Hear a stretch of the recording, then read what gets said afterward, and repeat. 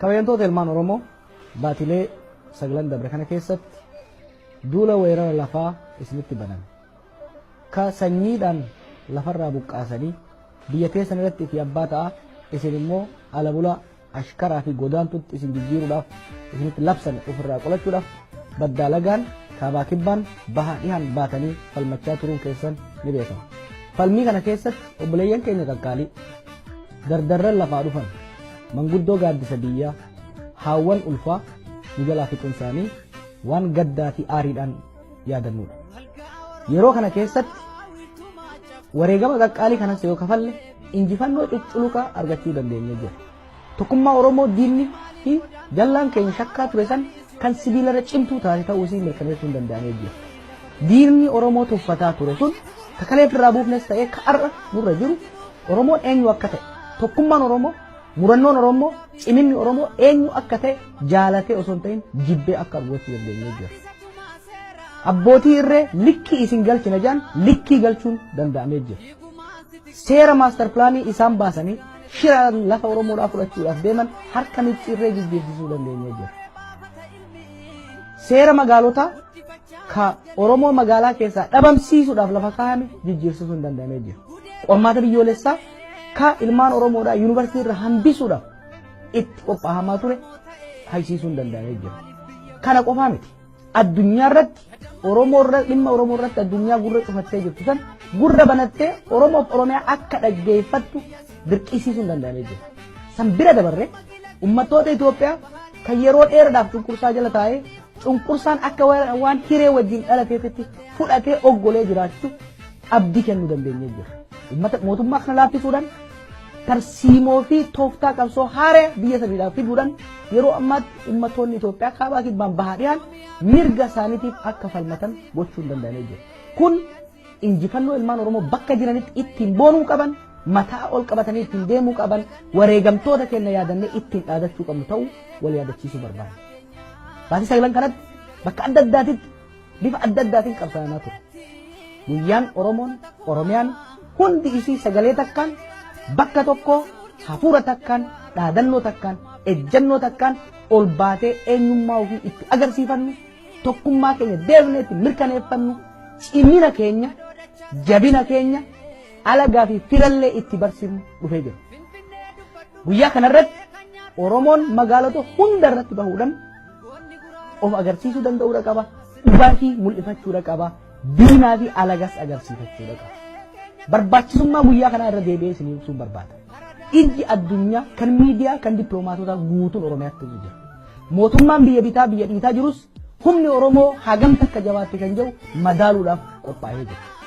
Boodoo milkoofne injifannoo as dhiyeesse. Sodaannee fanfacaanee duubatti yoo kaafnu taate immoo rakkoo ofirratti. Qabsoo boruu kana keessatti wantoota akka lama wal yaadachiisuu qaba. Kunis qabsoo kamiyyuu keessatti naamusni barbaachisa.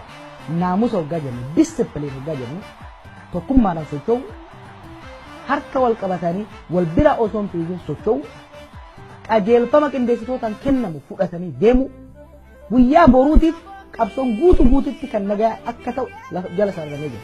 Kana jechuun karaa cufuun hin jiru dalloo diiguun hin jiru. Guyyaa boruutiif beeka. Obsa guyyaa tokkichaa kanaan eenyummaa keenya murannoo keenya agarsiifnee galuudha qaba. Waan amma waliin jenne kana mootummaa Itoophiyaatiif ifatti gara miidiyaatiif keessaan immoo gara manguddoo biyyaatii fi dippiloomaatotaan dabarsinee jira. Waan isin beeynuuf ummata keenya waan amannuuf waan abdannuuf naamusa jenne kana eegee akka hirmaatu waadaa seennee jira. Gara mootummaatiin tarkaanfii humnaa akka hin fudhanne akeekkachiisa kenneen dabree manguddoonni illee itti waywaataniiru warri biyya alaatillee waadaa seensisuuf yaalanii jira. Nuti waadaan cabsinu Oromoon waadaan cabsu yoo mootummaan waadaa kan cabsu taate immoo kara tarkaanfii itti aanutti dabruudhaaf deema. Mootummaa Oromiyaatii fi dhaabbata Dimokiraasummaa Oromootiif ergaan dabarsuu barbaada. Ilaalcha siyaasaa aayidiyooloojii garaagaraa qabaachuu dandeenya. Dhalootaan bakka adda addaati irraa dhufuu dandeenya. Wanni nu walitti qabnu jirtu garuu kunis Oromummaa. Qabeenyi nu walitti qabnu Oromiyaa. Mootummaan ni dhufa ni dabra. Hoogganaan ni dhufa ni bu'a. Wanni bara baraan jiraatu eenyummaa teenya Oromummaa teenyaa fi biyya teenya Oromiyaa. Biyya san tursiisuu keessatti ummata keenya bilisoomsuu keessatti haguma qabsaa'onni alaa qabsaa'an bosona keessaa qabsaa'an dargaggoonni dirree keessaa qabsaa'aa jiran isinis warri mootummaa keessa jirtan yeroon itti gumaata baaftan as gahee jira.